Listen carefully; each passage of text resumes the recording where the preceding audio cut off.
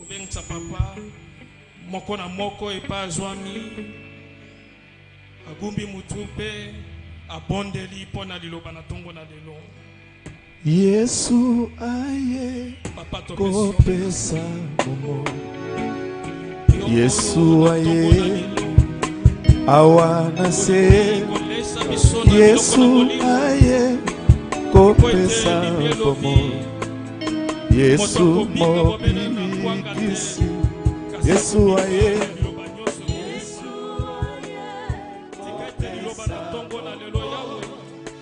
Yesu aye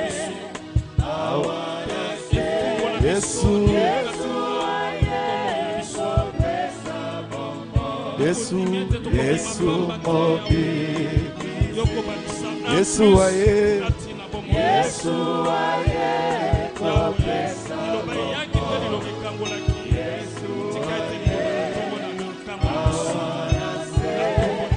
Yesu Yesu mobikisi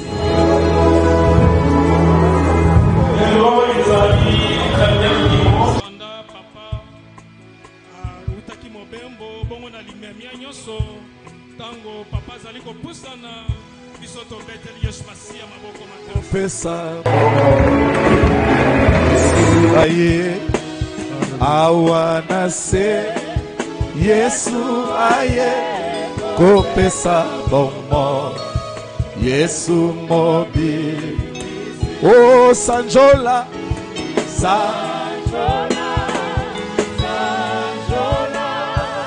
kunaye kulusu kunaye akufeli batoma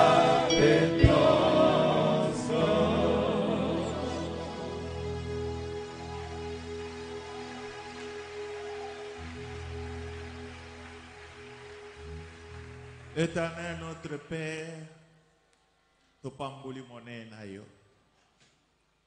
Topamboli monene na yo pona mokolo monene. Oyo mokili mobimba.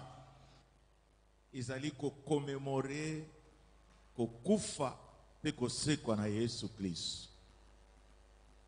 Yango tolingi ko pesa yo lokomo.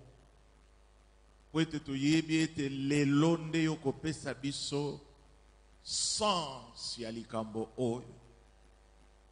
Zwa na yo lokumu kembo masanzoli. Natiki etonga oyo katikati na maboko na yo. Fongola matoi ya mwana yo moko na moko. Asosola nguya oyo yo bombi katikati na mokolo na lelo. Tika moko na bana na yo asosola délivrance na ye na mokolo na lelo. Ayeba ete nguya na Satan ezali na bokonzi te wana Yesu Kristo alikanaki na kufa pe asekwi elingi koloba ayaki nde kosokusa biso po ete toka koumela na kati na bomoi ya victoire. Zwana yo lokumu kembo masanzoli. Kumama na yo libela na libela na kombo na Yesu Kristo. Oyo azali elonga mokonzi pe mobikisi tobondeli bongo. Amen. Hey, on dirait olali. Amen. Pesa moninga na yo mbote ya lokito.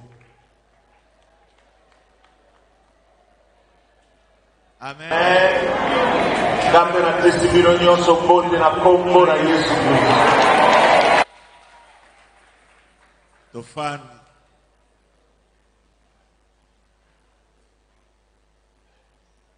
C'est vrai que les alliés mon colonel Yenga.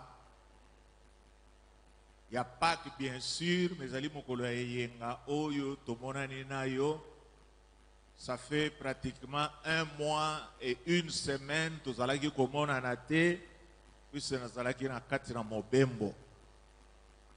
Mobembo nanga but nango principal. Et allons qui pona qui ne ko pema.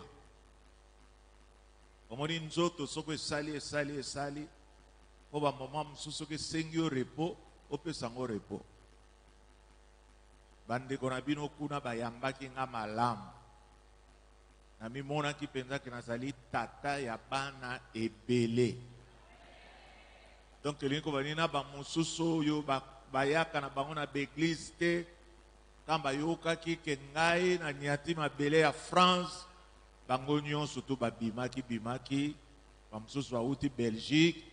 Pour na papa na bango, ça m'a fait beaucoup de plaisir. Nalinka na yebisa yo ke lingomba na biso komona kango kaka bongo na bongo te. Lingomba na biso eza lingomba moko munene. Lingomba na biso tonga batu ebele. Soki ozalaki kuna olinga ozala na émotion. Ya komona penza ke awa mapambole ezali. Batu batika biloba. Batu batika kobundisa vision ya Nzambe. Po vision ya Nzambe mutu akokweyisa yango aza te. Alors bandeko batindeli bino mbote mingi. So toyambi mbote wana toyambi yango na lokito nyonso. Pona moment oyo bazoyo kabino. Na moment oyo bayoki maboko oyo beti. Po mingi bazali kolanda biso en direct. Amen. Ndenge pe en direct na landaki convention ba mama. Ngana laki soke leki lelo boye bakete na lero na zotala. Vraiment c'était merveilleux. Ma maman nyonso ba lignaki, elles se sont défendues parfaitement. C'est pourquoi na lingi yonde kwa mobali ozalia. Soko yoki ba mama bazo sala makambo na bango yope yaka. Buka mapeka longola be Paulette elinko banine makilo na mikolo lelo mobali azoteya pe mwasa azosane. Ngape na swaki biloko ya sika. Alors na félicité ba mama nyonso balekanaki. Alléluia. Na yokaki mama mapasa koteya, ça m'avait beaucoup édifié. Na yokaki Esther Pembele koteya, elendisaki nga mingi. S'occuper pour encouragement, s'occuper de bete la bango maboko makasi.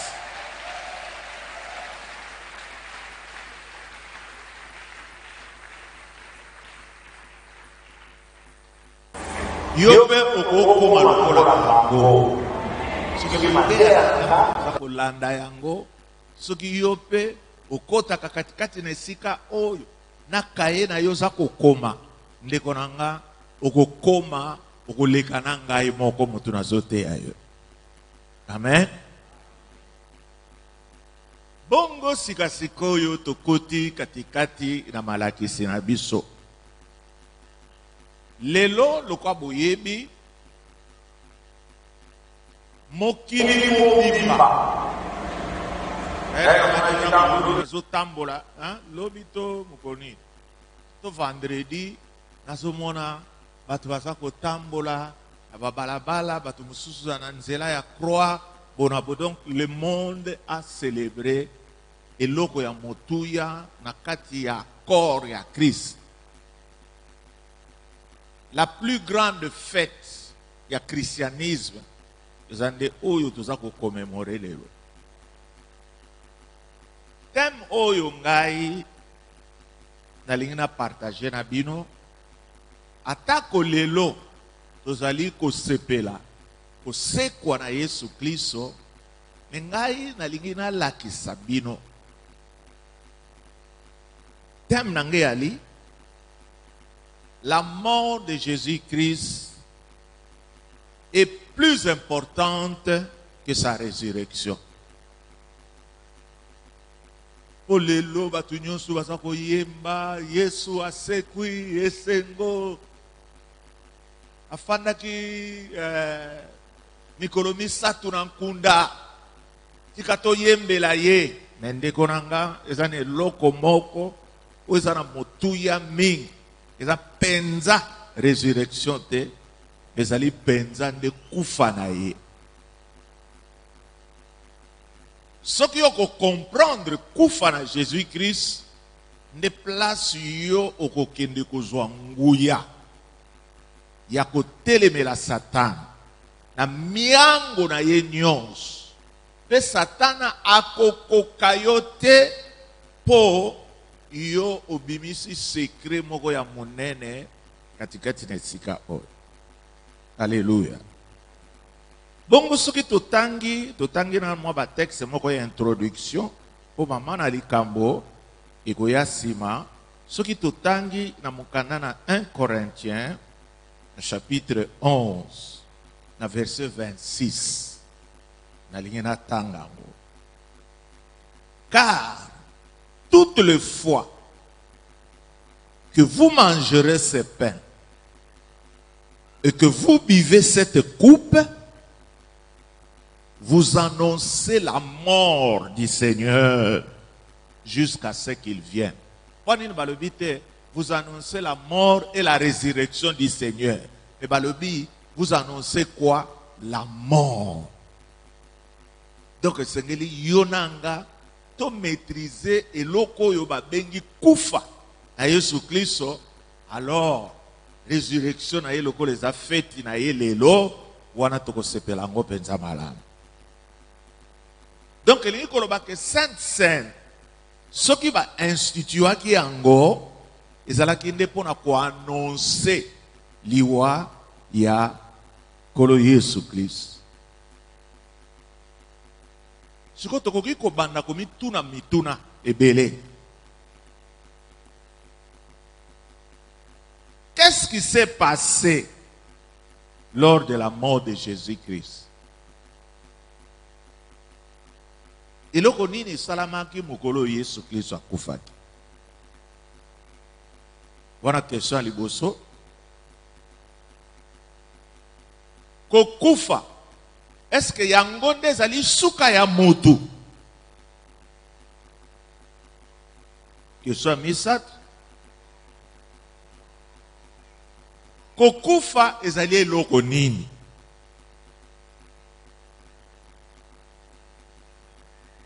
Question mine. Est-ce que soki mutu akufi, mutu azalaka na conscience? To soki mutu kufi, elingi koloba nini okufi pe makambo na yo esili pe bongo? Oyo ezali ba question oyo biso to se posaka très souvent, mais nalingi tozwa ba réponse na kati ya matangi oyo biso tokotanga. Litanga liboso tokotanga ngona mukanda ya Luc chapitre 16. Tokotanga bongo bandana verset 23 tina verset 31.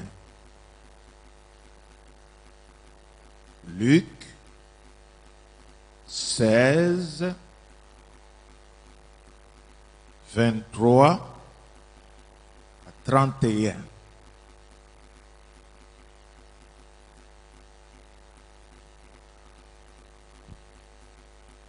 Donc, ezali li solo ya Lazare. Menga na kocha ngo na katikati po tokoka kozwa eloko moko ya motuya sur bato bakufa. Oui bien, bato mingi bokanisaka ke soki moto akufi elingo banini fin na ye nde yango wana te. Moto akufi elingo banini vie ya sika ebandi. Alors tolingi totala nanu soki penza epai ya bakufi soki batu balobaka soki batu bamonanaka nde nalingi nano comprendre avant toka kokota na makambo aliwa na Yesu Kristo. Ou bien tobandango kana libandeli. Il y avait un homme riche, Tobandien 19, qui était vêtu de pourpre et de fin lin et qui chaque jour menait joyeuse et brillante vie.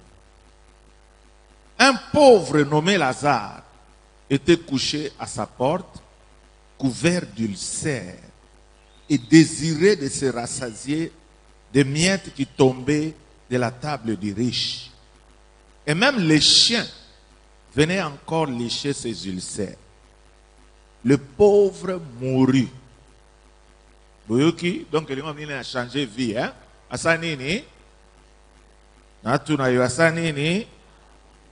Et il fut porté par les anges dans les seins d'Abraham.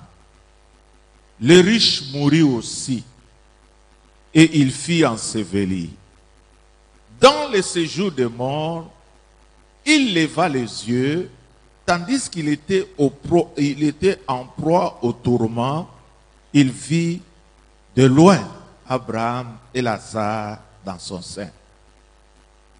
Il s'écria: Père Abraham, aie pitié de moi et envoie Lazare pour qu'il trempe le bout de son doigt dans l'eau et me rafraîchisse la langue, car je souffre tellement dans cette flamme. Abraham répondit: Mon enfant, souviens-toi que tu as reçu le bien pendant ta vie et que Lazare a eu le maux pendant la sienne. Maintenant, il est ici consolé et toi tu souffres. D'ailleurs, il y a entre nous et vous un grand abîme, afin que ceux qui voudraient passer d'ici vers vous ou de vous vers nous ne puissent le faire. Le riche dit: Je te prie donc, Père Abraham, d'envoyer Lazare dans la maison de mon père, car j'ai 5 frères. C'est pour qu'il leur atteste ces choses, afin qu'ils ne viennent pas aussi dans ces lieux de tourment. Abraham répondit: Ils ont Moïse et le prophète qui les écoutent. Et il dit: Non, Père Abraham, mais si quelqu'un des morts va vers eux, ils se repentiront. Abraham dit: S'ils n'écoutent pas Moïse et les prophètes, s'ils ne se laisseront pas persuader, quand même quelqu'un de mort ressuscité. Alléluia. Awa toza komona lisolo ya banani. Hein? Batu bakufa. N'est-ce pas? Batu bakufa bazo solo. Donc il dit banini. Ndekonanga mutu soko akufi. Conscience na ebungaka te. Mais relation na yena bato basana bomo inde katani. Metango akokuta wana kokuta bandeko na ye mosusu bakobana kosolola. Te komona les riches na Lazare bakutani dans le séjour des morts. Aza komona na bilongi. Oyo aza kolobelaka moninga mposa na ye. Tangiselanga talitanga ya mai na mela. Tindelanga batu epa ya bandeko na ngai bate ya bango. Po ba makambo nga naza komone komela bango te. baza koloba. Donc et répondre à la question à biso que batu bakufa bazalaka na conscience. Batu bakufa bamonaka. Batu bakufa bayokaka. Ndeko nango comprendre rango. Sikasikoyo ndenge nini bakotaka na monde wana ya bakufi. Bakotaka mondeni. Mutu nyonso tu alinga kota na monde bakufi. Soko lingo kota na monde bakufi na koyebisa yo nzelo batu bakotelaka. Eza nini? Kufa. Mbala moko koti nakata monde. Donc la mort c'est une porte. Porte oyo ezali komema biso na kati ya royaume ya batu bakufa. Amen. Oh, on dirait na ibio makanisi. Amen. Comprendre biloko wa. Mort ezalaka suka ya mutu te. Po mutu ndenge ozali. Nzamba kela yo okoumela seko na seko. Donc ozalaki na libandeli mi ozana suka te. Ndenge ozali wana. Tu es éternel. Mais éternité na yo de ngona suki sa makam. Tozali na kati na mokili oyo poto bongisa éternité na biso. Éternité wana balekisaka ngo na bisika mibale. Mutu nyonso oyo abangaki nzambe, oyo atambolaki na kolanda mateya oyo babanaki koteya ye, mutu wana azali ko vivre éternellement katikati na esengo ya seko na seko. Mais oyo tango apôtre Alpha za koloba na bango tika boye tika bango bazali ko telemela ye. Ba mususu bazali ko yina ye. Ndeko nanga bino pe bozala na ngambu na bino ngambu nini oyo riche oyo akenei komi kutana nango ezalaki na kati ya tourment. Donc ndeko nanga naza ko rappeler yo biso nyonso ndenge to telemia de to fandia te bakete liboso na biso tozozela zenga mambo ezali nini liwa. Mais liwa wana nde mutu ekokabula biso nyonso nde to fandia wa na biteni mibale. Ba oyo basalelaki nzambe dans la crainte bakozala na ngambu na bango na kati na esengo ya seko na seko pe bino ba oyo bosalelaki nzambe te. We bakete bino pe bokozala na pasi ya mikoloboni.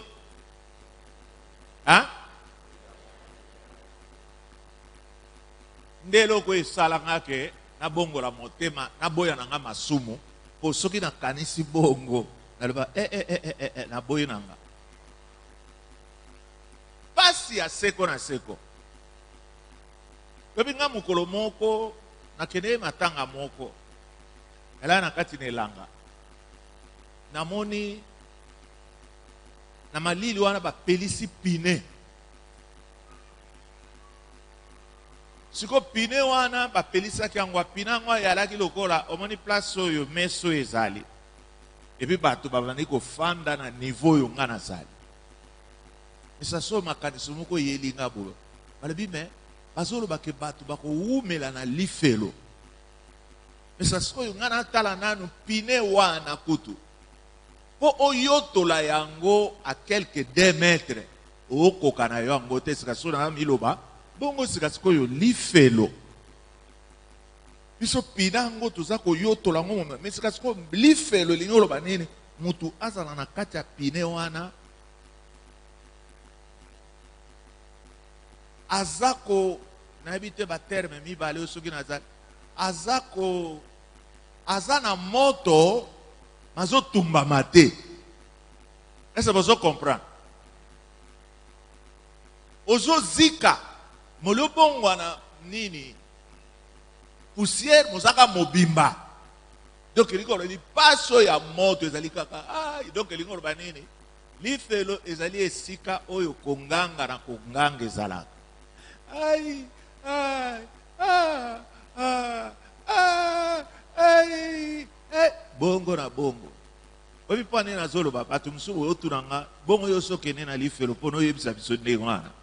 Nzambe la biso asa mema bandeko na biso mosusu baleki na nzela na kufa bamonisa bango biloko wana. Il y a beaucoup de témoignages. Dieu a permis que batu mosusu akufi na mokilia akeko sala une semaine et bebena ezalika wana na se me ya bima na ye lera kozonga po azwa message ya kolobela batu oyo bato mituma banga otozana bango na kati na mokili oyo ete batika maseki nzamba azali nzamba oyo mutu alonaka yango ne mutu asala nini ese boyoki. Donc elingi koloba nini tangu batu bakufaka bazala na esika moko bakende kopema bazozela nini enlèvement et salama, puisque enlèvement elobaki ke ba oyo nyonso baza na nkunda babangaka nzambe bakosala nini bo bao babangaka nzambe te bakosala nini bakotikala po bakoya kosekwa na tour na bango bakoya kosekwa na moment nini na lere tokokoma na période ya tribulation nde lere bakobana kosambisa bato na bato ya masumu ya ntango wana na ba oyo bazalaka na biso me biso tosekwa toke kopema elongo na Yesu Kristo ekozala nde bongo. Mpo nini nazolobela bino boye, c'est-à-dire Yesu Kristo ye moko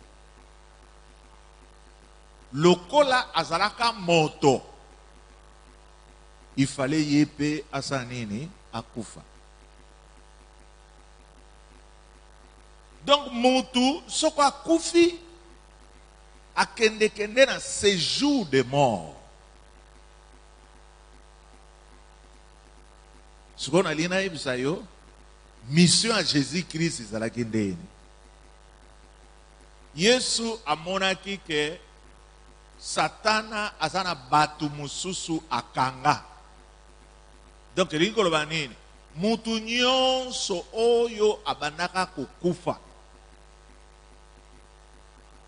azalaka moumbu ya Satana, et puis Satana akanga bango na kati ya kasho. Et puis na lina yebisa yo boye omoni texte toyiti kotanga ya Luc chapitre 16 ezali ndenge séjour de mort ezalaka avant Yesu Kristo akufa. Alléluia. Donc elingo manini batu na masumu na biso batu tozalaki bayenge beni tobanaki kozala esika moko. Donc biso nyonso tout soki tokufi tokei na séjour de mort. Siko na kata séjour de mort wana nde bakabola biteni mibale. Batu nyonso tu ya motema malamu batie bango na ngambo oyo, batu nyonso tu ya makambo ya mabe batie bango na ngambo oyo. Donc elingi koloba nini mozwi batiaka ye na ngambo oyo, Lazare a se retrouvaki na ngambo oyo. Qu'est-ce qui s'est passé? Na kata séjour de mort mozwi tango atomboli miso atali amoni Lazaro azalaki na makwanza likolo na nzoto na ye mobimba afanda kuna kimia makwanza eza te nayebi te soki abandaki koyemba nzembo to afandaki na ndako na ye me ye koto oyo mutungisi na pasi nde sika soki atomboli mongongo amoni Abraham ayoki mongongo wana lobi nani wana so benganga ngai obenganga po nini nalingo lobela mutu wana za pembeni na yo.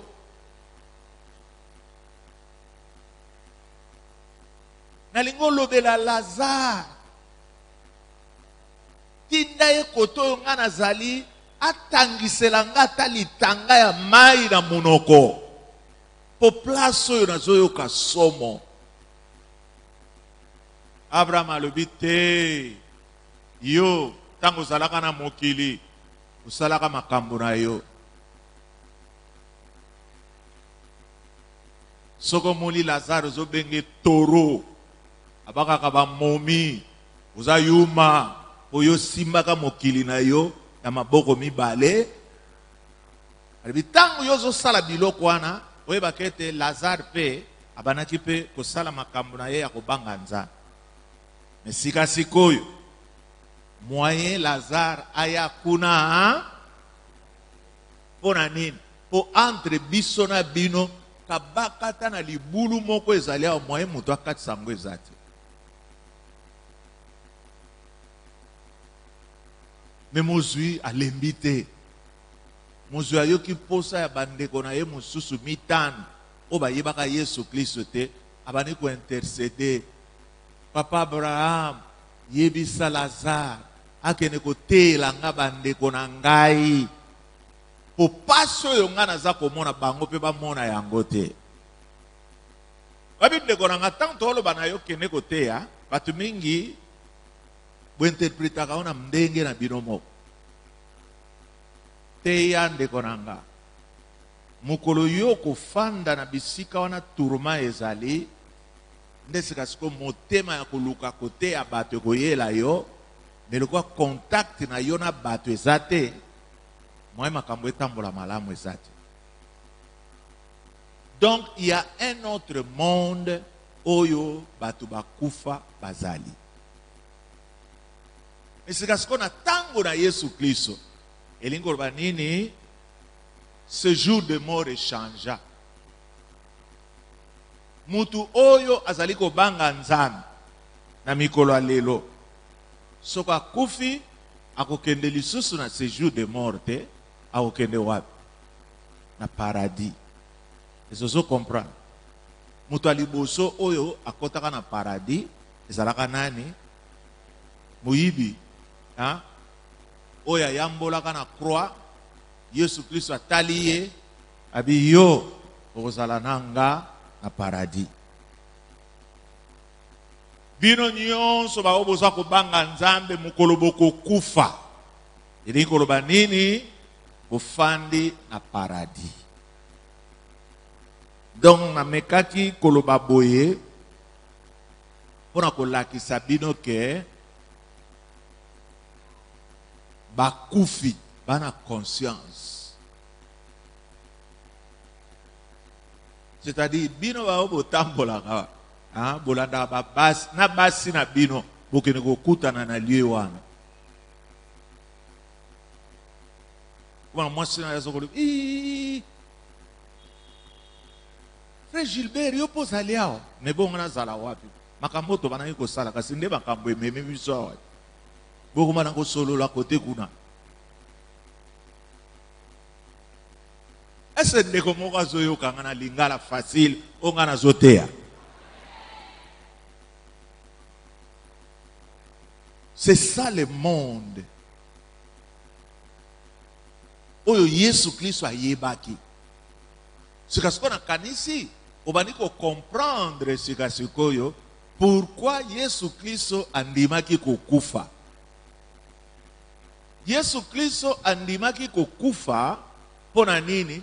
C'est puisque azalaki na mission kaka na biso bato tozala na mokili te, azalaka na mission pe pona banani bato o bazala na mokili basi bakufa. Azalaki bakangami na miango ya nani? Ya Satan. Tukutanga na mukana na Ephésiens. Ephésiens chapitre 4.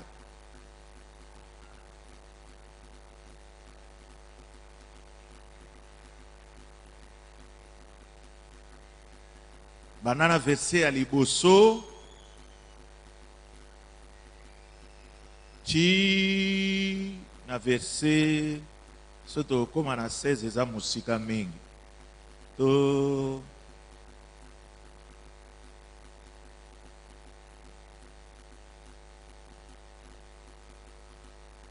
ti na verset 12 yoka kotanga nanga. Je vous exhorte donc, moi, le prisonnier dans le Seigneur, à marcher d'une manière digne de la vocation qui vous a été adressée, en toute humilité et douceur, avec patience, vous supportant les uns les autres avec charité, vous efforçant de conserver l'unité de l'esprit par le lien de la paix. Il y a un seul corps et un seul esprit, comme aussi vous avez été appelés à une seule espérance par votre vocation. Il y a un seul Seigneur, une seule foi, un seul baptême, un seul Dieu et Père de tous, qui est au-dessus de tous et parmi tous et en tous. Mais à chacun de nous, la grâce a été donnée selon la mesure du don de Christ. C'est pourquoi il est dit, étant monté en haut, il a amené des captifs. Il a fait des dons aux hommes.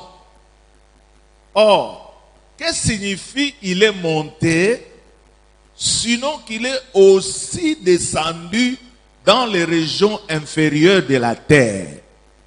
Celui qui est descendu, c'est le même qui est monté au-dessus de tous les cieux afin d'accomplir toutes ces choses. Il a donné les uns comme apôtres, les autres comme prophètes, les autres comme évangélistes, les autres comme pasteurs et docteurs, pour le perfectionnement des saints en vue de l'œuvre du ministère et de l'édification du corps de Christ. Balendi sibiso lolenge nino esengeli biso to tambola na mokili oyo. Pwani puisque nzoto ezali kaka moko, molimo kaka moko, mokonzi moko, kondima moko, libatisi moko, nzambe moko, wazali tata na biso nyonso, nde yangwana pona kocha ordre oyo. Il fallait Jésus-Christ asala nini. Yesu asala nini. Akita dans les régions inférieures. Régions inférieures en les années. Hein? Séjour de mort. Puis ce gangi côté kuna, les alaki nani, Satana, yende mutu akanga bango ba umbu. Pourquoi? Kino na moment wana, elingi koloba ete, diable azalaka kaka na bokonzi likolo na motu. Pourquoi? Puisque tous avaient péché et étaient privés de la gloire de Dieu. Donc elingi koloba nini, soki mutu ameki kokufa, abanaki kokufa azali kaka moumbu ya nani? Ya Satan. Alors lokola Jésus ayaki katikati na mokili oyo pona kosala nini? Pona ko libérer bakangami nyonso. Il fallait pe akanisa bakangami oyo bakufa bazalaki na maboko ya Satana, oyo bazalaki dans les lieux na lieu nini? Lieu bachaki bango nini? Séjour de mort. So maele na yeba no fungwama o comprendre sikasikoyo ke na séjour de mort po mutu akota. Il faut aller kana na porte moko porte ngo komona ngoni. Hein? Oh. Biloko yo soki Satana ayeba kango bien avant. Alinga ko ndima ko bakisa Yesu Kristo ni kulusu te. sikasiko tangu Yesu Kristo akufi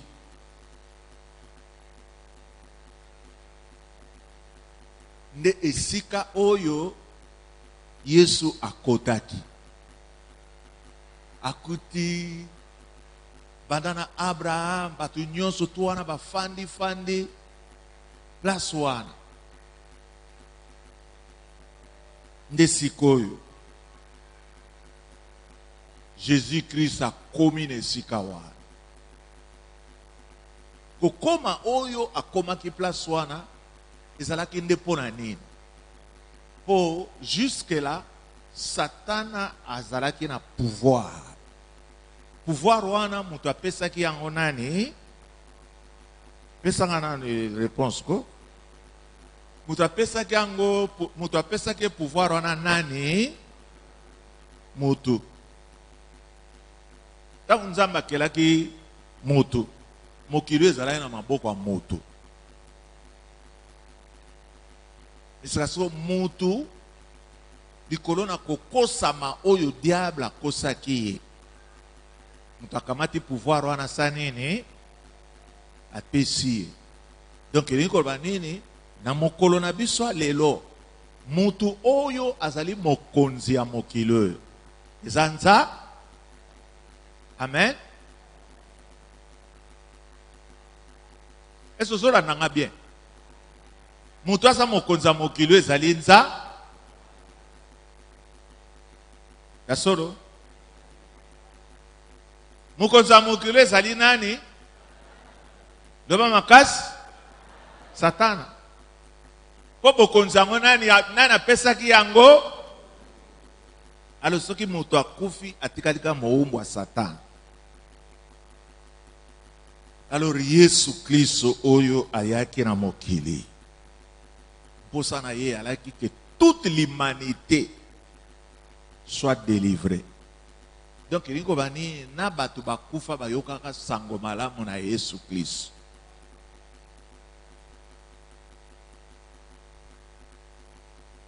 Yesu akiti nakanzi fete ya fete zalanga na lifelo. En tout cas, pour kosa na ba fête. Wana na ebele abato akangaki bango ba umbu. Asa ko pesa ka bango mitinga lo bitala. Hein? Na banaka ko yebisa bino bandaka la ke mutu na nguya na mutu aleki nga na nguya na mokilo yo azate. Ne bozo changa tembe. So botala tabino moko. Oyo abanaki koloba ke ye mwana na Nzambe. Yende Nzambe. Ese bomoni ya wate. Batu nyonso balobi to moni ye. Allez, ambiance, pousse ambiance. Encore na lifelo batu ba binaka bazali Bino binaka wame batu alifelo nde ba binaka. Fete yango esalaka 2 jours na quelques heures. Yoka ba mususa Satana yoza mokonzi tondimeli yo sikasikoyo zokande mutu akotaki dans les séjours de mort azala na mission na ye mususu mukula liboso babini so bamelaki biloko nini masanga na bango à côté kuna toyebi te. Deuxième jour la même chose. Ça so mukolo 3e jour eyaki kokoka. Yesu alobi tana nga sikasiko ekoki. Abengi Satana yo. Wana Satana turaki na mutu azotalaka soki makambo nini alobi nazo benga yoti. Abi nani wana zo sakana na esprit na ngabo. Ko bimaka ko baluka ka Satana azali ko baluka. Mutu oyo azalaki na séjour de mort. Na ba pota na maboko. Na ba pota na makolo. Abina ye pesa fungola.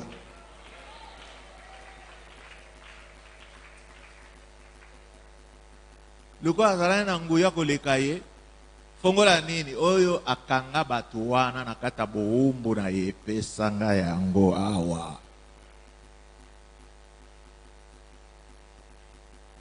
Akomi kobanga. Zwa. Troisième jour, tango zui fongola, asali nini? Sasolera zui fongola, asali nini? Hein? Asani atikali na bango kuna? Asani. Donc mukolo oyo tozo sepelande mukolo oyo fungola ya diable. Oye kanga biso. Oye telemela miango na biso nyonso. Oyo epekisaka yo kende na liboso. Oyo zo sala ke makambo na yo ba bloka kango kaka. Oyo zo sala ta osali ndenge nini mombongo na yo kende na liboso te. Fongola wana Yesu tango asekwi alobi tout pouvoir m'a été donné. Dans le ciel, sur la terre et sous la terre. Est-ce bozoyo kabalingami? Sikasiko fongola wana baye kopesa yo mutu oyo onimela ye lokola mokonzi pe mobikisi na ye. Donc sikasiko yo ososoli ke lelo tozali nde ko célébrer mukolo tozwaka fongola ya délivrance. Biloko soki yo yebi yango te ndeko na ngai ezali na pouvoir moko te koki kotelemela yo. Muyibi moko te akoki koyiba mapamboli na yo te. Puisque tu as la clé. Balobi oyo nyonso bokofongola na se pe oyo nyonso bokofongola na likolo. Sikasiko na tuna yo nano, est-ce que pouvoir na yo ya kofungola oza nango? Lokola yo za nango elingi koloba nini lelo Satana sambwe. Biloko nyonso oyo ekangama ya yo. Clé na yo wana kokotisa ngo na kati po fungoli. Fais-le avec foi. Ndima ke makambo Yesu Kristo akenei kosala na nkunda. Eza makambo ya solo et que fungula wana ya porte azanango et que fungula wana yo zanango salela yango sikasikoyo. Amen. Patwa mokili on dirait bolingi ko pesa ba passer le kumo oyo bango bana nango te. Ba passer mingi ba fanda na kata d'église na bango lokwa ba roi moko boye. Mutu nyonso soka sana problème pasta bona boy nde ngana bo mona pe ba passer rebele bazo kufaka noki po nini balingana bango ko pe mate mengana lingia ocha eliki ana yo na ngate ocha eliki ana makambo yo zoyoka makambo yo zoyoka tango yoko bana kotatola yo moko na ndako na yo okomona bilembo pe bikamu. Mais bolingi kaka ba pasteur wana nde bango balakisaka bino en tout cas pasteur na biso aza danser. Non, eloko eza danser ezali liloba na Nzambe oyo kotisango na motema na yo po saleli yango po moni bilembo rango. Ndeko nanga diable akangaki batu wana na boumbu. Donc elingi koloba nini soki Yesu Kristo akitaki ezali ndepo alongola pe ba juste o bazalaka kuna amema bango wapi? Esa bozolanda makambo na zoyebisa bino amema bango wapi? Na lieu mususu ya sika amema bango na paradis. Esika ba oyo nyonso babana ye kobanga Nzambe alongoli bango na séjour de mort bamona na kasusu na batu wana te amatisi bango na paradis. Mutu ayambaki biso kuna na paradis mutu aliboso eza nani? Le voleur oyo balimbisaki sur la croix, c'était la première personne oyo akotaki kuna. Siko ndeko na nga nazotuna yo na oyebi mokolo kokufa natunona oyebi mukolo okufa hein liwa pe ko bimela yo ka lelo ka dede ka zo bima bo pou ba tuti yo ozala kutu na temps ya koyambola masumu na yo te esa so question na ngana zo tuna yo tango yo kokufa okomata na paradis to okokende nde na séjour de mort esika bandeko na yo bazali mawami alo po yo tikala na paradis etamboleli na yo ya mikolo ya lelo faut changer nalakisaki bino na kati ya séminaire ke croix ekulusu but nango principal ezalaki nde mpo na salut ya moto lelo tozomona bato batondani ebele na kati na baeglise des gens qui ne sont pas sauvés nga na bangaka lisu te nde na banaka kala église o bato ndeko na nga na bangaka yango lisu te église wana eza na bato ya modele ni epuis naza koyebisa bino baeglise mpe ezala na bato mingi elingi bana baeglise wana bato mingi balingaka bakokaka kokamba yango malamu te mpo eyeli ya bato wana ebele eza eyeli bayelaka nini meme ndenge nga nazoteya oyebi ke bamosusu kaka na mokolo ya paka alobika tikaka nakende na nga na chapele mpo bayebisanga ke bamomi moko adanse basalaka kote kuna bozali mpe awa me ndeko na ngai lelo yoki liloba oyo elingi yo bongwana opesa bomoi na ye mpa na Yesu Kristo mpo soki liwa ekoyela yo lelo oyebaka ke osoponi nzela na yo yesengo ya libela na libela esika oyo kovivre éternité na yo na kati na kimia mokilo ekoleka ndeko na nga nazolinga bato nyonso to bozofete baanniversaire na bino anniversaire na yo ezala moment ya méditation ya nzambe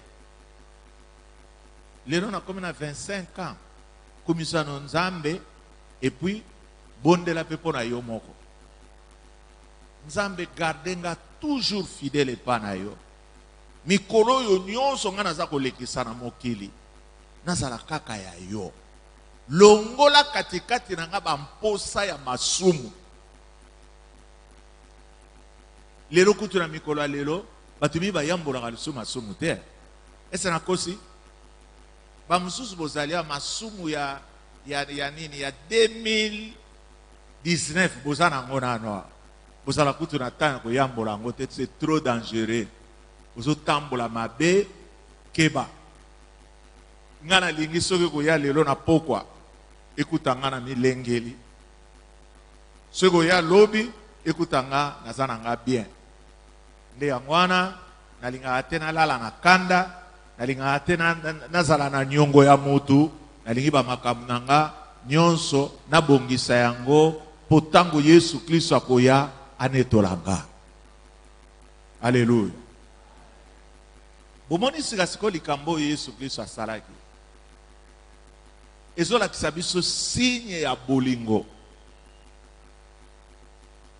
wana Yesu Kristo amanifeste yango ti mpo nalandela yo tina se boumbula satana ezala lisusu likolo na yo te. Il a tout vaincu. Il est plus que vainqueur.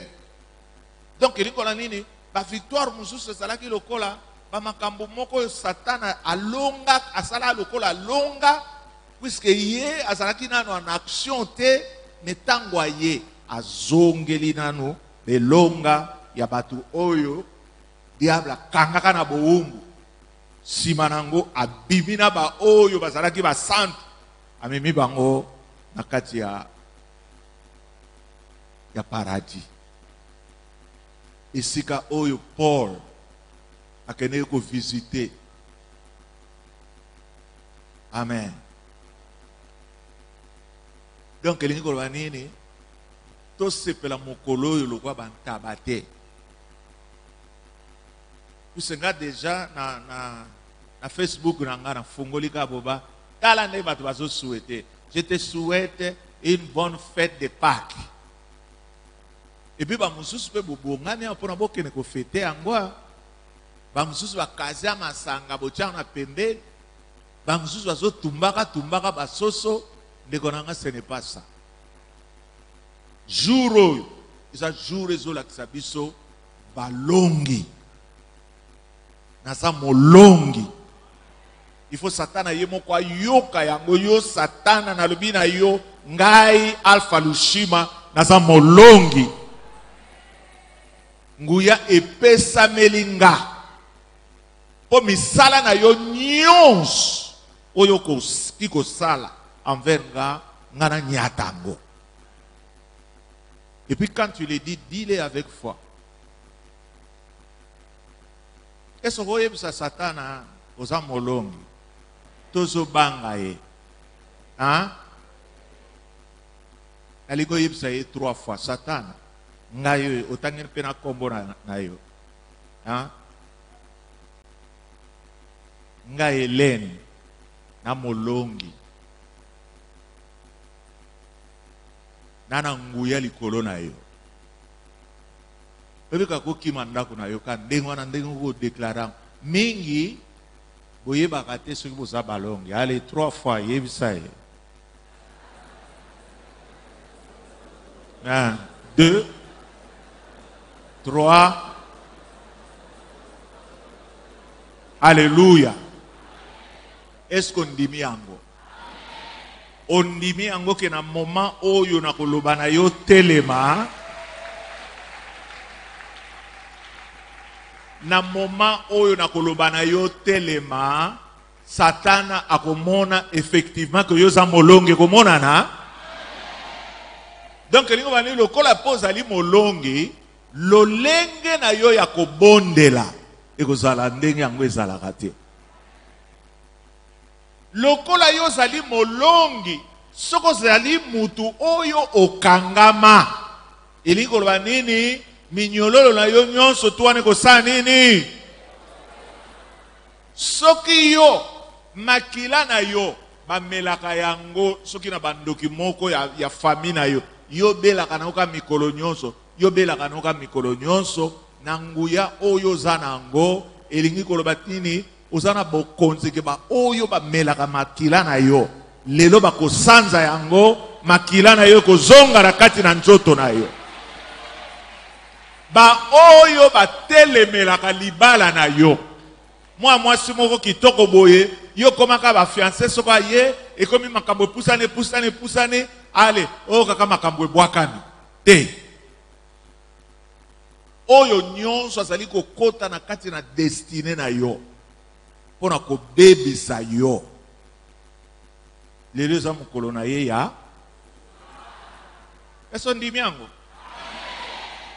Ondimi yango penza. Ya solo penza. Ale sikasiko telema.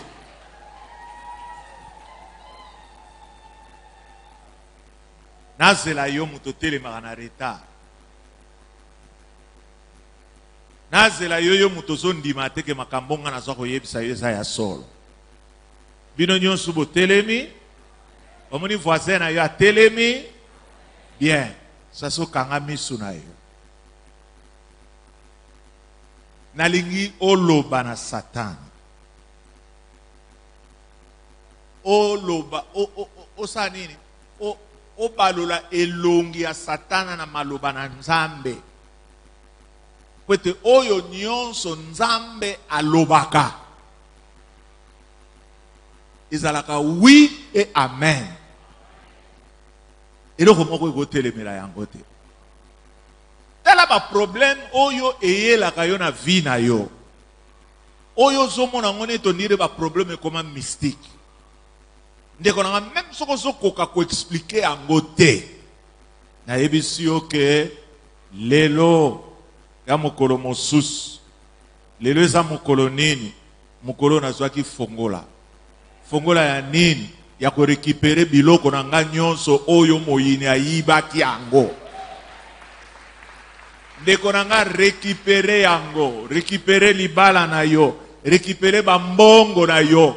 Batu mingi boyosala mimbongo makambo na bino ekendeke liboso te, récupérer yango po pouvoir wana bapesa yo yango, po fongola wana kokanga ba magasin o bakanga mapamboli na yo, yoza nango, kotsaka fongola wana, fongola yango, kota na magasin, bana ko piller biloko nyonso bayibaki, tombola mongongo na yo bana ko bondela. Ura baba baba rakata shekerebe, rendo rokoto shikaraba, rokata shekerebari yanderekete. Satana ozalina bokonzite. Liloba na Nzambe est déclaré que bapesanga nguya ya kotambola likolo na banyoka, likolo na bankoto, pe likolo na nguya nyonso na moyini, pe eloko moko te ekoki kotelemela ngai.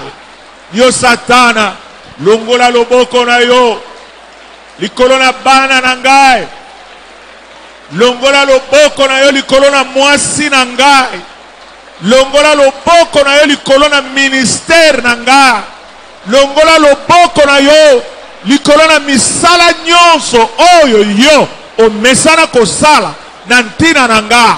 Lelo nazali ko proclamer libération, libération. Lelo ezali mokolo oyo tozali kosepela, kokangolama, kokangolama, na kangolami na makambo ebele. Nazali kotelemela ba oyo nyonso bazali kotelemela bandimi na kati d'église pentecôtiste de la victoire, po basala makambo bango bakoki kosala na telemeli miango nyonso, na bebisi bokonzi nyonso. Nazali kofungola ba voyage, nazali kofungola mabala oyo bandoki batelemelaki, o bandoki bazali kobebisa au nom de Jésus-Christ.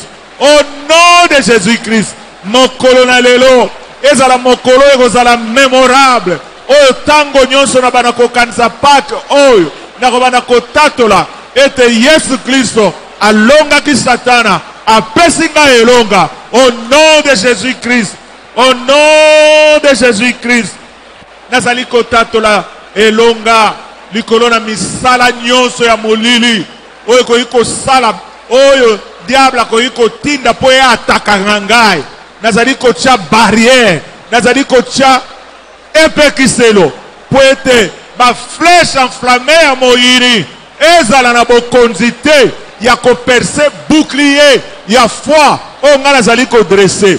Romarakata shekereberiende rokotoshindere mariandara bababa renderekete korobariandara barakata shiko ronda rika rokotoshende renda rakatakora bababa rindo rokotoshikara.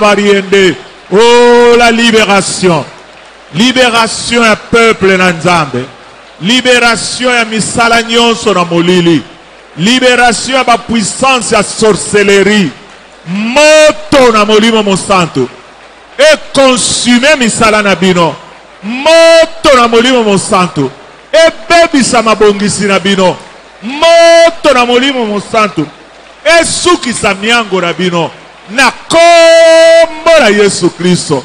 Oh, rabababababababa ronda rababababababa rende rekete shikara bababa rokata koraba yanda raba yekete shika ronda raba yakata koraba rende rekete shikara ba. Oh, Jésus règne dans ma vie, règne, manifeste ta victoire dans tout ce que je peux faire, puisque le diable n'a pas de pouvoir, le diable ne peut pas me toucher, le diable a été vaincu il y a de cela 2000 ans sur la croix. Maintenant que l'heure de la victoire de Jésus-Christ puisse maintenant sonner, l'heure de la victoire, l'heure de la victoire. C'est cette heure que nous voulons vivre maintenant, que toute influence diabolique ne puisse plus avoir d'effet sur moi.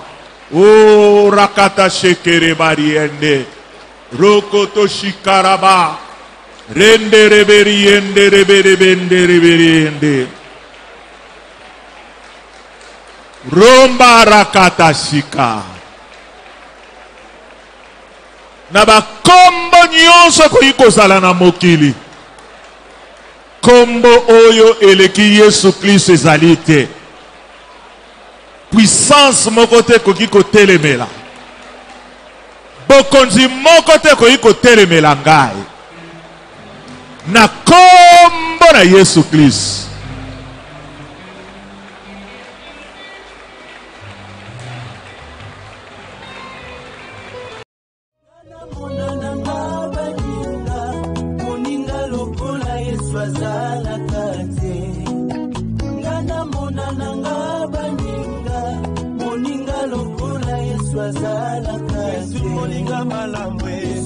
Moninga malamu alika kama tote moninga lokola Yesu azala